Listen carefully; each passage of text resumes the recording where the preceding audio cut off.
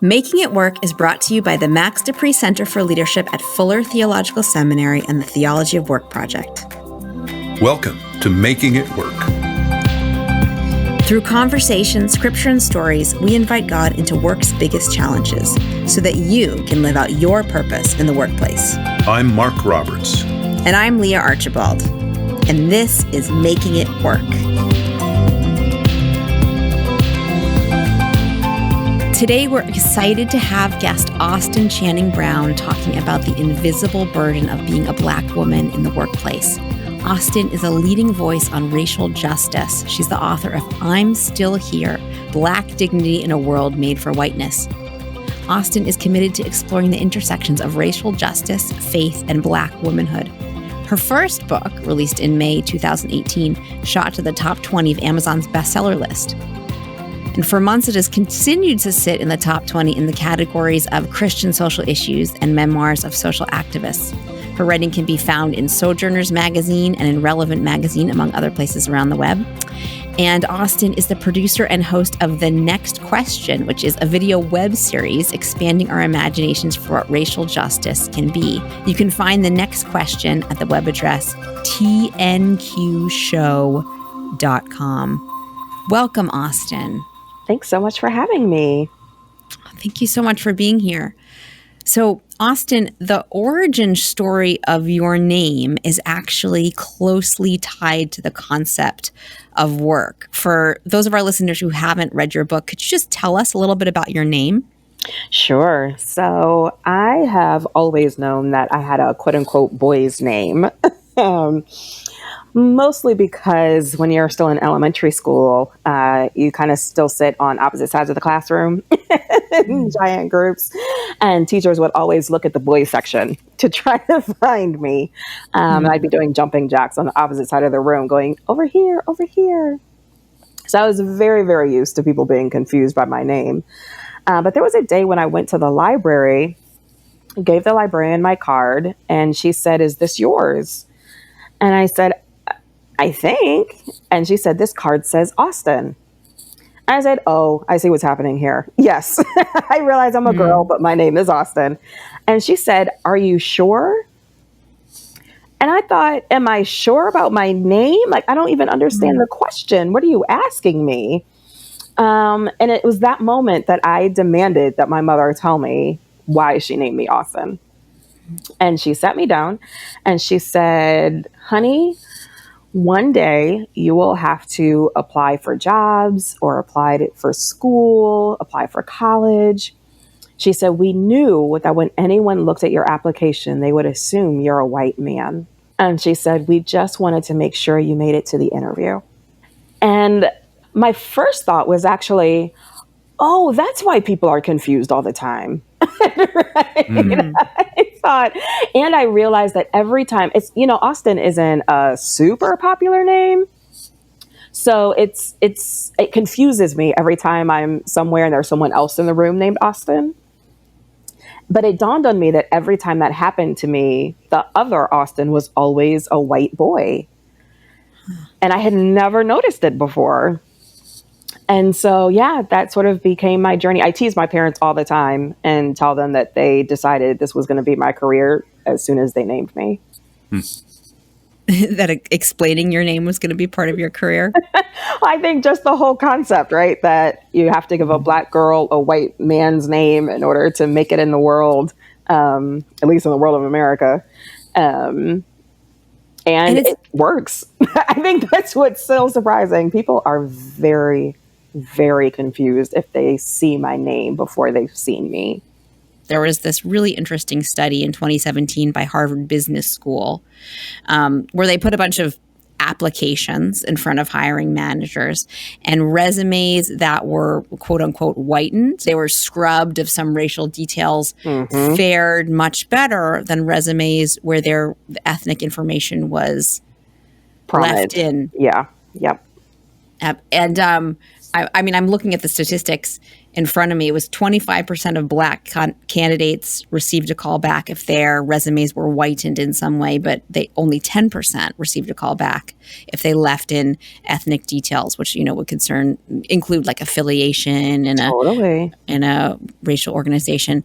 And this is just a study in 2017. That's right. So this isn't even back then when your parents, gave you the name. That's right. That's right. It speaks to the lack of progress.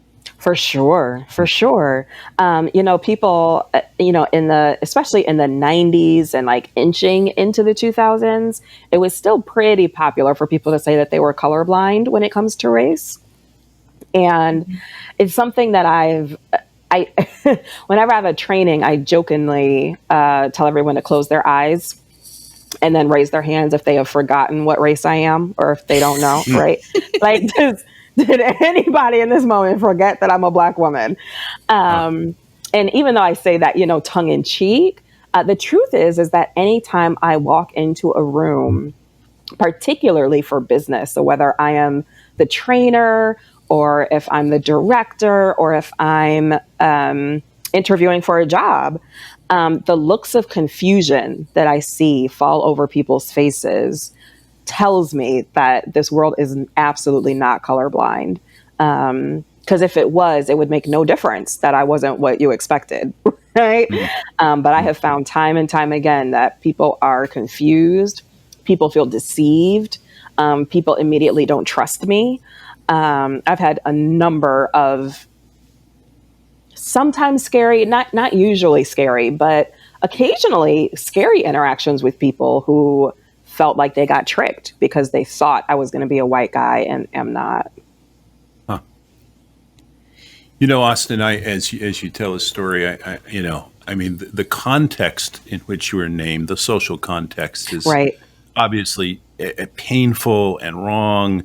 And so even before you were born, you had parents who were, sort of weighing the social context and making hard decisions in that. That's right. The truth is that I don't know very many parents of color who don't spend a ton of time trying to weigh whether or not to give their child a quote unquote American name or an ethnic name.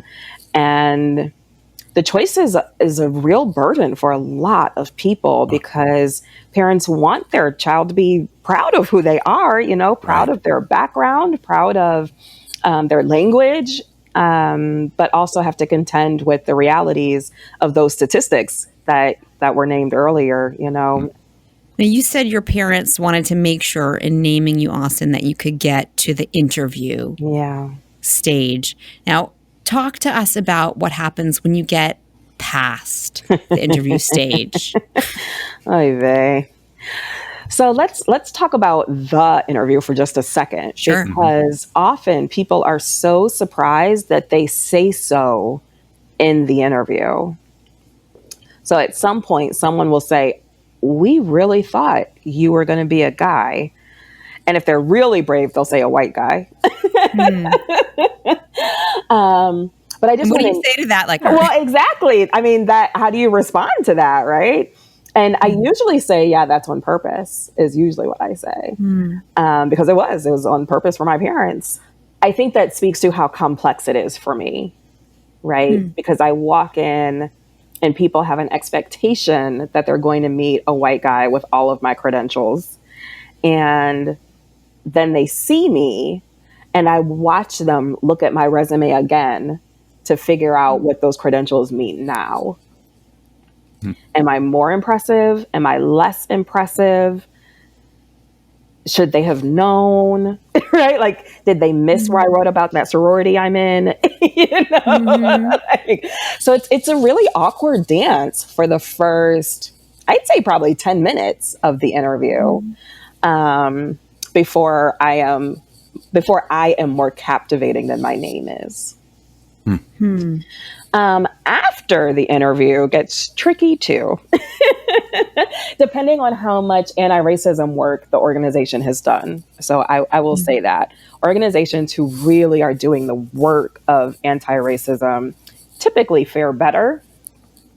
But those who are not, who are just enjoying diversity, who just really like to talk about their percentage numbers, that gets a little tricky for me many, many times. And not just me, but a lot of Black women. And how would that show up, that trickiness? Yeah, I think that a lot of white organizations think of themselves as normal, average organizations, where everything they define is how everyone would define. So the way white organizations define leadership, define speaking well, or define professionalism, define what it means to be a great team member. And those things are all culturally defined.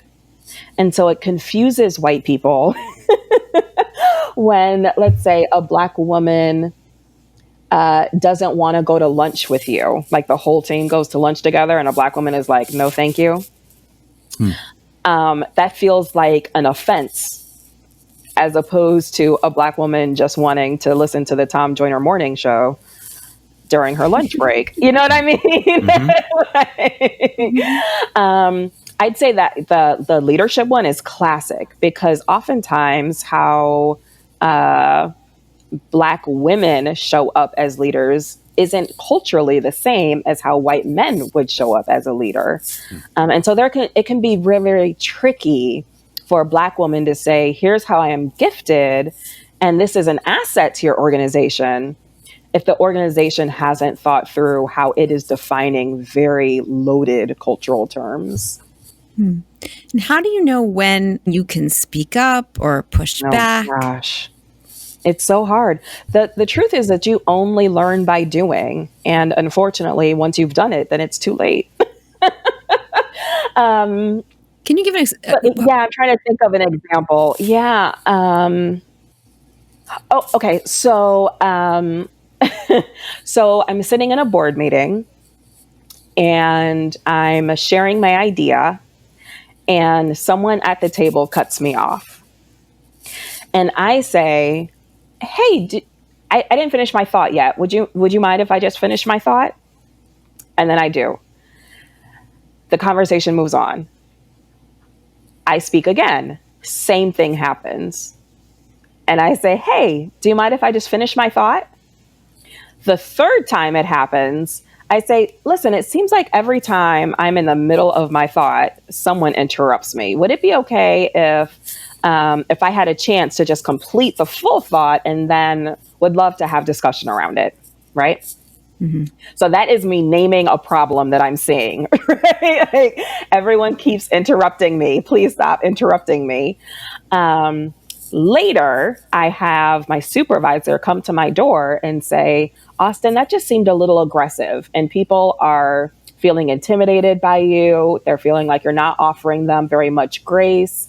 We all get interrupted from time to time. It almost felt like you were accusing us of something. So if you could just, tone it down a little bit and not be quite so aggressive, that would be great.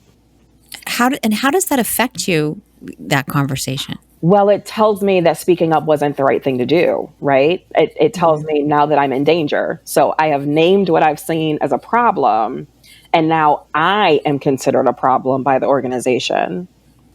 And that's a scary place to be, because now I have to be in charge of the emotional reaction of my own supervisor. Right. Does that make sense? Yeah. I'm just struck, and I know, Austin, this is super obvious to you and probably to everybody, but, there's kind of the double whammy. So, because part of what you described, I'm reminded of a lot of what Sheryl Sandberg talks about in Lean In, of course, as a white woman. That's right. So you have the woman part of you and the Black part of you, and that loads it even more. That's right. Yeah. That's right. Well, it makes sense, but it's distressing to hear, but it's important to hear. Yeah. Yeah. So, Austin, how do you decide when you've experienced something that makes you fearful for your job or fearful for your livelihood, and and it's a distressing experience. How do you, how do you weigh what to do in that situation? Oh man, it's really difficult. I think what most Black women try to do is find an ally, find someone who saw it, who can confirm that I'm not crazy, that every time I speak, someone interrupts me, right? Like just to name that I haven't lost my mind, that I'm not making it up, that I'm not being oversensitive, that I'm not being graceless. And oftentimes in Christian organizations, how do I say this? Oftentimes in Christian organizations, the retribution is Christianized. So it's that I'm not gracious enough, I'm not kind enough, I'm not letting God work in my life. My supervisor starts to wonder whether or not God really wants me here. It quickly becomes not just about the work environment, but about my soul and about my vocation and about my own ability to hear God speaking in my life, which is a lot to weigh by yourself if you do feel isolated. And so oftentimes what Black women will do is try to find someone in the organization, even if only behind closed doors, who will say, yes, this is really happening to you. And it's honestly, it's just a bonus if someone is actually willing to speak on your behalf and say, Austin is absolutely right, and we need to stop doing this. And how do you, for your own self, how do you bring God back in, or how do you connect with God? Oy vey. So I personally, when I found myself in the midst of organizations that were not practicing anti-racism, I had to make it a point to affirm myself and affirm my culture. So I remember distinctly one thing I did was created a YouTube playlist that was nothing but Black sermons.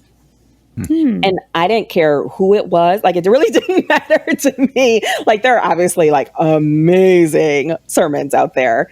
But for me, what was more important, honestly, than even the content was the cadence of a Black preacher, the deep voice of a Black preacher, the way Black preachers often read the Bible, the way they interpret story and narrative. The catchphrases that are very common in Black church spaces. I just needed the way we do things, right, to be affirmed and to remind myself that the culture I was in was just one way of doing things, and that there was nothing inferior about the culture that I come from. Were there any specific scriptures that these preachers brought up that really spoke to you in your work situation? I do remember one of the preachers that probably had 4 or 5 sermons on my list was Jeremiah Wright. And Jeremiah Wright became very, very famous as a result of President Barack Obama. So for those who are not a fan, I'm gonna just let that be. But again, for me, because his Black preaching style is so prominent, and so, for lack of a better word, Black, it was just really affirming. And what he is masterful at is looking at scripture and seeing those who are marginalized, seeing those who are on the underside of power, seeing those who are homeless or in poverty or being crushed by the Romans, or, there was just so much of his sermonizing that is rooted in making the underdog feel seen. And that was really important to me, to know that over and over and over and over again in scripture, that God is for the marginalized. And I needed to know that. And, I think the other thing that was really helpful is other Black women who could point to scripture and say, oh, look, here's where God was angry. And here, and here, and here, and here, and here, and here, right? Who could say, there's nothing wrong with the emotions that you're feeling, right? Which is often laid at the feet of Black women when we're being told that we're not being Christian enough, essentially. and to have other Black women say, oh no, God, Jesus, like range of emotions, like, range of emotions. And again, just being so edifying, right? When you feel so starved. Do you have a favorite example from scripture about God being angry? Oh man. Well, there are so many in the Old Testament, right? But I think my honest favorite is Jesus turning over the tables in the temple. And I know that's a super common one to be used. But I get it. I get Jesus walking in and seeing how culture has manipulated what is supposed to be a religious, spiritual experience and being angry about that. And I think it's an anger that a lot of Black Christians feel when they get to be a part of a ministry that they believe in, and then are in so many ways left out because of the culture of the organization. And it's also a story that has to do with work, right? That's true. So this is in Matthew chapter 21, and Jesus comes into the area of the temple where people are doing commerce. They're buying and selling, and he overturns the tables and, makes actual like a whip. Does like a little bit of like a violent showing of force there over the issue that all people don't have access to this area of the temple that he was in. That was supposed to be the area where all nations could come in. That's right. And worship God. And so it's an access issue that he's protesting against in a way that has some, economic ramifications. For sure. It's such a beautiful piece of scripture when you are the person who's being left out, right? To imagine that Jesus is upset by that. And as opposed to Jesus just wanting me to be more like white people so that I'll fit in, which is often the narrative that's given. That Jesus isn't mad at me, that Jesus is mad at the leadership who are being exclusive rather than inclusive. It's really lets us reflect on scripture in a different way. This has given me an idea of the ways that I reflect on scripture have so much to do with where I'm at, at the moment I'm looking at it. And you come to scripture with a different set of eyes than I do, which is, and scripture is there meeting us, for both of the situations we are. I wanted to mention, there's this beautiful part at the end of your book where you talk about finding God in the shadow of hope, where it's not this dominant narrative that we find God when everything is rosy and perfect, and the curtain closes on a beautiful movie and everything's been reconciled. And could you talk a little bit more about how that idea has been true to you, finding God in the shadow of hope? Yeah. Well, I think the first thing to say is that I, along with a lot of Americans, have been deeply impacted by all the events that we would now call Black Lives Matter, by the protests in Ferguson, by the number of Black people who have been murdered by the police, the protests in Baltimore. And I mean, the list just goes on and on and on and on of very tender racial moments that we have experienced as a nation in the last 5 or 6 years. And I am, let me think about how to say this. While none of those individual events have been a surprise to most Black Americans, that doesn't mean that they weren't impactful. And I have been deeply impacted by those events and the events that continue on to today. And it forces Black Americans to ask, are we actually genuinely, for real, hopeful that any of this is going to change? And some Black Americans would say yes, especially Christians would say yes, yes, yes. But I think there is a growing number of us who are thinking, I don't know. Like, I don't know. I don't know on this side of heaven anyway. Like, I'm not convinced that we're going to get this right anytime soon. Which then begs the question, why do the work? Right? Why talk about this? Why try to be anti-racist? Why preach about this? Why write a book about this? Like, why, if we really don't have hope that this is all going to change?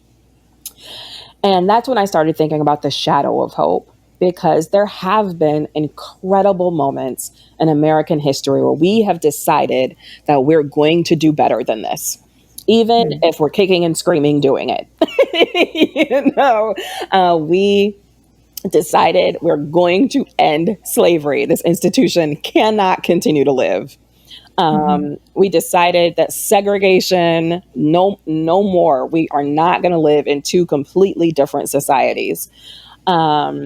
We elected our first Black president. Like, when I asked my grandmother if she ever in her wildest dreams thought she would see an African American president, her answer was an easy no. So there have been moments that previous generations could never have imagined would be. So how do I reconcile that with, but maybe we're not going to get all free? and the language that I think most encapsulates where I live is, I live in the shadow of hope. So I acknowledge that there are amazing things and America is capable of change. But I also have to recognize that much more often, I'm going to be participating in a protest, or I'm going to be fired from a job because I didn't fit the culture, or a particular organization isn't going to bring me in because I'm too radical, or even my own Christianity will be questioned because I'm too progressive, or too loud, or too aggressive, or too angry, or too whatever.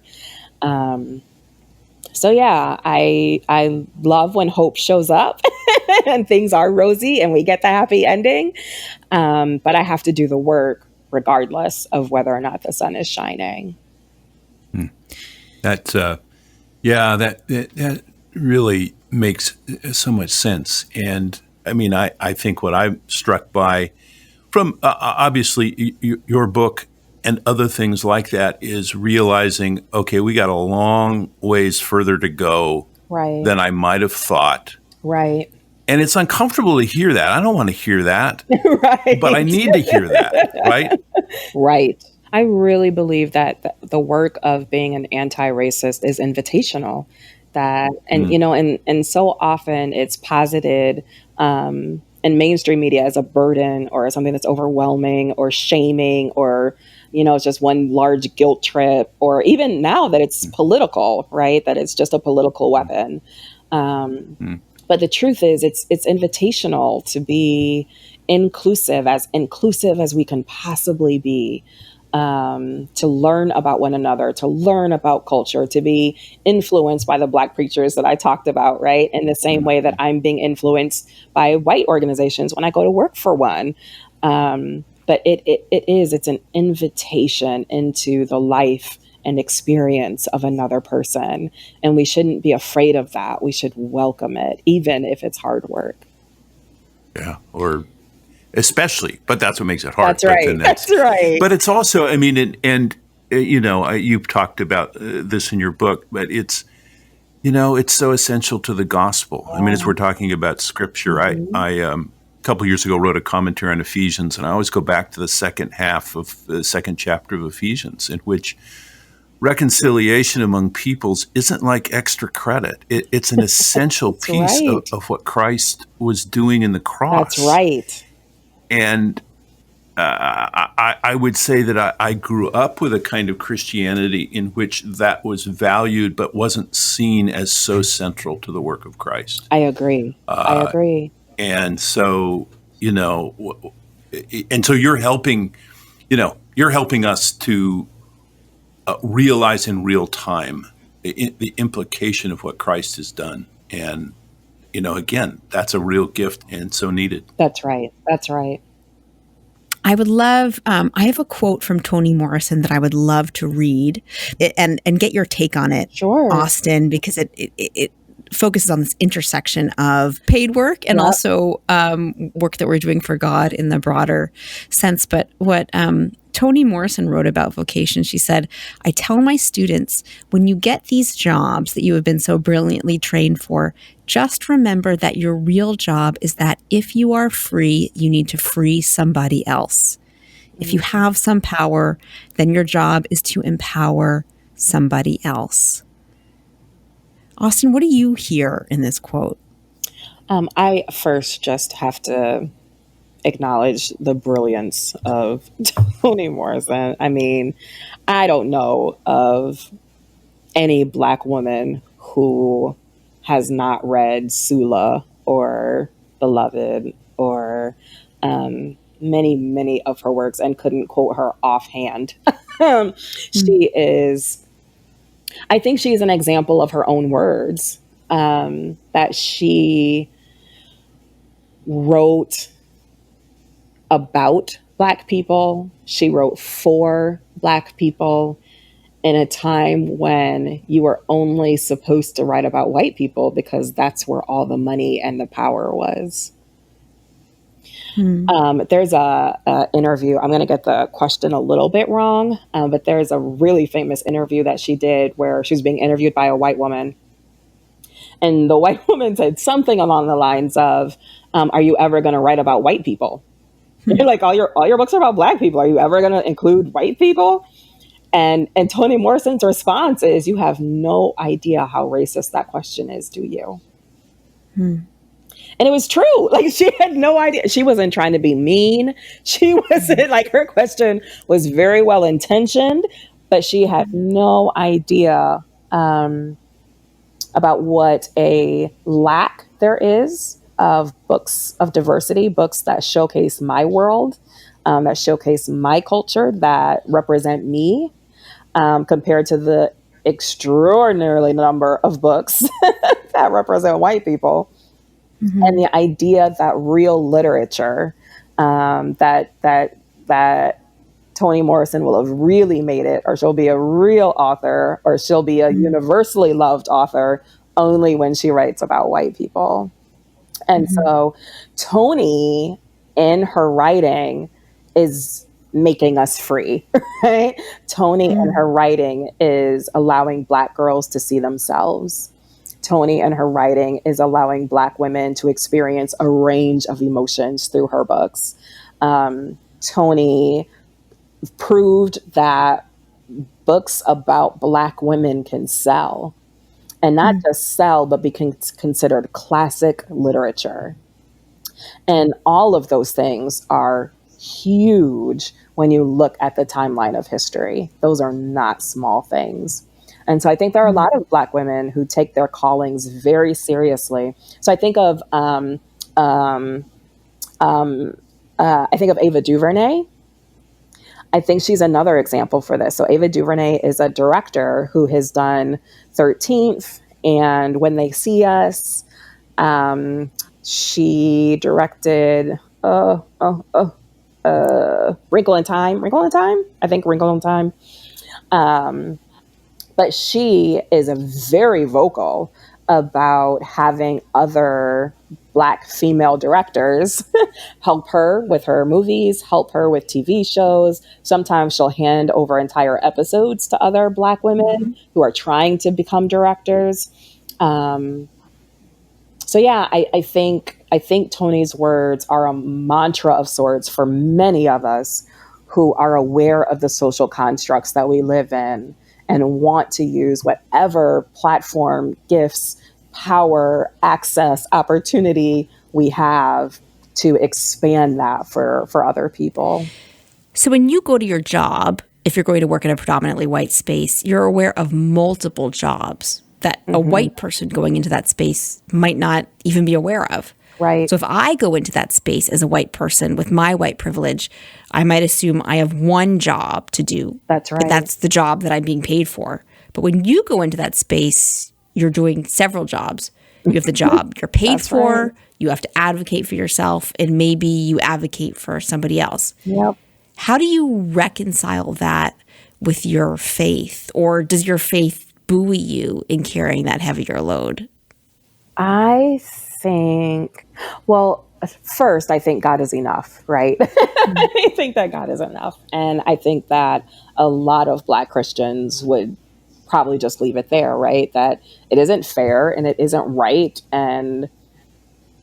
But God is enough, you know? And I think I would have to say personally, I think a lot about my ancestors. My great grandmother, I was 19 when she passed away. She lived to be, I think, 98. And so I was very, very close with her. And I often imagine myself complaining about my life with her and telling her that I don't want to do it anymore. You know, I don't want to travel anymore. I don't want to get these, threats anymore. I don't want to read one more hateful thing on Twitter. Like I'm going to stop. I'm not going to do it anymore. And I just imagine her looking at me and being like, girl, if you don't get your life together. When I think about all the things that she would have went through as someone born in 1908, all the things that she survived and all the things that her mother survived and all the things her mother survived, it just honestly feels like my time to do what is right and to continue in that legacy. And faith is a part of that legacy. And so that's the legacy that I continue into. I'm reminded of there are all these projects in the Bible that go past one generation. Or there are characters in the Bible who aren't able to see right the completion. Yep. That is very much for me how it feels to be a Black American. So I once heard Ta-Nehisi Coates give an interview, and it was time for Q&A. And I honestly don't even remember what the question was, but his answer was that if you pick a particular year in the midst of slavery and plucked one generation out of slavery, that person's parents, grandparents, and potentially great-grandparents would have been slaves. And that person's children, grandchildren, and potentially great-grandchildren would have been slaves. And so for that generation, there was absolutely no hope of there not being slavery. There wasn't a time in generational memory when slavery didn't exist, and there wouldn't be a time when slavery wouldn't exist for the next 2 or 3 generations. And yet, even that generation, there were rebellions, there were misfits, there were runaways, there was a generation that still actively resisted being enslaved. And if that generation can choose to make the world better with whatever those consequences were and whatever those risks were, and with pure imagination, right? With no evidence that this would get better, then how dare I, in the year 2019, think about giving up? It's not an option. It's just not an option. It's a powerful way to put it. And that kind of resilience, I mean, so you're drawing, from the biblical tradition and scripture, but also from family, from those who have gone before, from writers like Toni Morrison. That's right. Many sources of encouragement to stay in the battle when it's a long, long fight. Yep. And it's a battle I can stay in because of that community, because of that faith community, because of that ancestral community, because of the family community. There are just so many communities that have historically and currently been a part of the fight. And often that's what makes it worth it. It's that community. For other Black women who might be working in predominantly white spaces, what advice or encouragement would you give them? I actually have a teeny tiny chapter in my book called 10 Ways to Survive Racism at an Organization That Claims to Be Anti-Racist. And I talk about it a lot when I'm with Black women. So I won't recite the whole list. But if I could give two, I would say one, to practice joy. Because so often we become so serious about our work and so engaged in the battle, right? That cultural battle, that desire to be seen, that desire to be heard, being told that we're the ones who are really racist, like just the emotional tenor of all of that. And I'd say to women, I want you to sing in the shower, and I want you to dance in the mirror, and I want you to take your kids to the playground, and I want you to read really good romance books, and I want you to experience joy and not just feeling like a martyr on your job. But the other thing that I tell Black women a lot is that they should have an exit strategy. No workplace is going to be perfect. There are Black organizations that are completely run by Black folks, and they are not perfect. Right? So there's no such thing as perfection. But that doesn't mean that you have to experience trauma on your job. And so if you're experiencing trauma, what is the strategy to get out? Is there a certain amount of money you need to make? Do you want to start your own business? Have you identified allies on your job who will be a reference for the next job? But I really, really encourage women, Black women in particular, to always be thinking about their exit strategy as opposed to feeling that they must be loyal to this institution, because being loyal to the institution is being loyal to God. There's this both and do your best work, but if you can get free, work on that too. That's what I hear in your two suggestions. I really believe that. So I have a privilege to be a full-time writer and speaker, which means I don't have a supervisor. It means I don't have a performance review. No one gets to decide whether or not I get a raise or a promotion. No one can take away my health benefits. In many, many ways, what I have is freedom. And that's also why I speak so clearly about my thoughts and feelings about race in America, because I have a privilege that a lot of Black women don't have, who must be worried about benefits and money and promotions and all of those things. So yeah, it feels like it is a privilege, but it also is a responsibility as far as I'm concerned. Well, not unlike the Toni Morrison quote, you're using your freedom for the sake of helping others to be free. That's right. That's a and wonderful it's actually one thing that we plan to work more towards with the next question. Because it's a video web series, we need folks behind the camera and folks helping us set up and folks who are editing. We need music and, just all the elements that go into video. And one of our commitments moving forward is being an equitable set. So a set that represents diversity well, that represents not just people of color, but also women. So yeah, that's another area where, again, I have creative control, which is rare. And I really, really want to use that to pursue justice and to open doors and open opportunities for other people. Well, tell us about your next project, which is called The Next Question. How did it come to be, and what are you trying to achieve? Yeah. So I hate to mention Coates again, but I'd be lying if I told you that this didn't start any other way. I was watching an interview that he was giving, and he was talking about the criminal justice system. And the moderator of the panel he was on said, Coates, if you were like king or czar or whatever you would have to be, I hear that you would free all the people who are incarcerated for nonviolent crimes. And Coates said, yep, that's true, which is not an unusual progressive statement, right? But then Coates said, and some of the people who are in for violent crimes too. And the moderator was like, I'm sorry, what?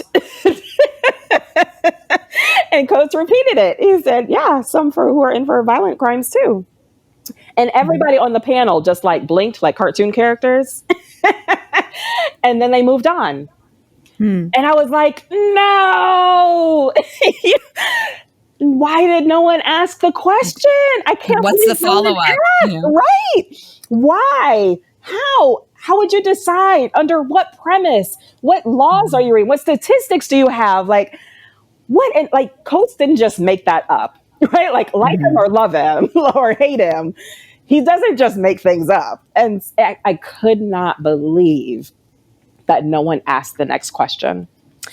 And over the next few weeks, I really started thinking about what it would look like to have a medium in which we move beyond these 101 mainstream questions like, is blackface wrong? Or why can't white people say the N-word? Or, these very cyclical conversations that we sort of keep coming back to over and over and over again. What if there were opportunities for people who are already engaged in this work to hear conversations that go deeper and that ask not necessarily better questions, but ask the next question. And so that's where the idea came from. So I called two of my really great friends who have been coworkers in the past and said, hey, you want to jump off a cliff with me? And they both said yes. And so we've fundraised. We raised $60,000. There will be a total of 7 interviews. But my hope is that people who watch will experience, let's say, a 201 level of conversations around racial justice that stretch us and that give us headaches because they're making our minds spin. That is the goal, to really push us forward and just see how expansive, how inclusive, how radical could we be if we really wanted to be.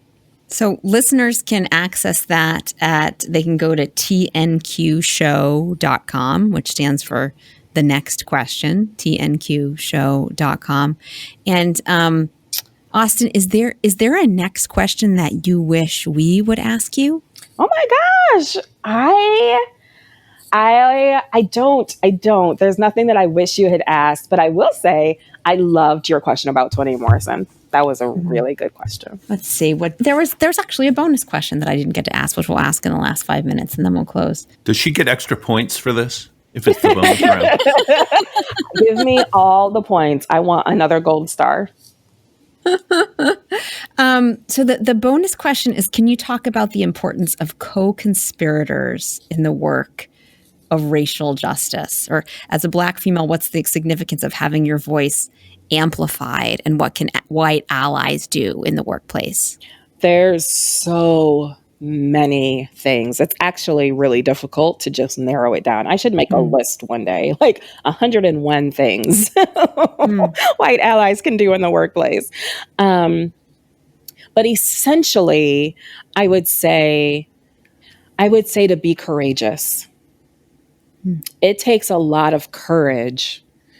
So if we circle all the way back to the beginning, it takes a lot of courage for a Black woman to say, here's an injustice I'm experiencing. My team members keep cutting me off every time I try to say something and contribute to the team. But it also takes a lot of courage for a white person at that table to say you're right. And I'm sorry. And I want you to call me out if I ever do that again.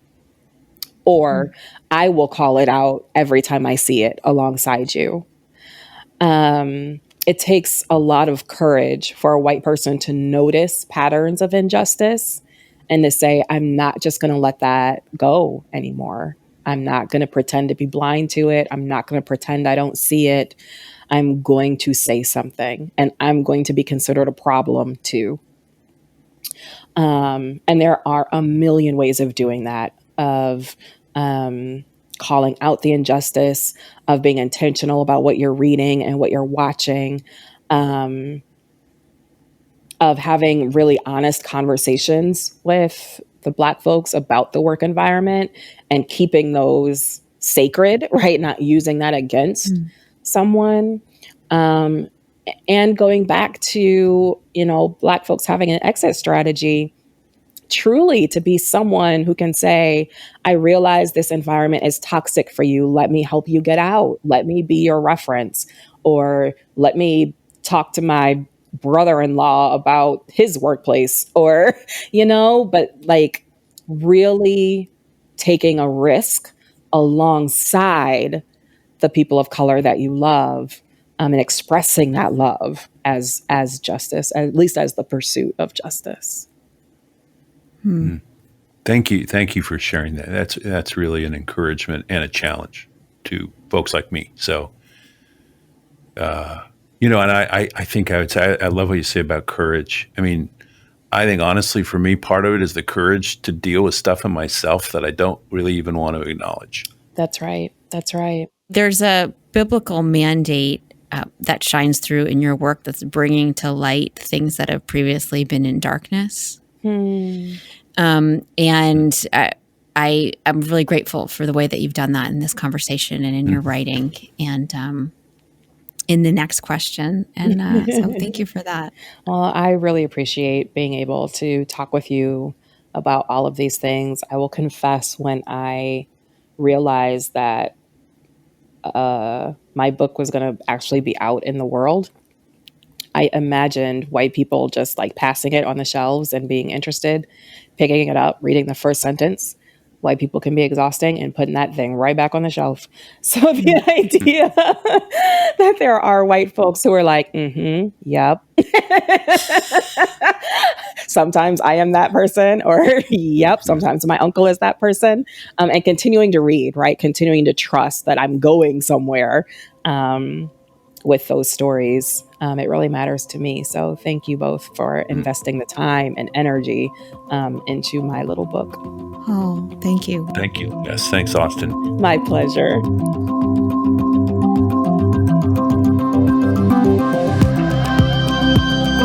That's our show. Don't miss the next episode. Be sure to subscribe. And if you like what you've heard, please leave a review. We'd love to hear from you, and it helps other people find us. Thanks for listening.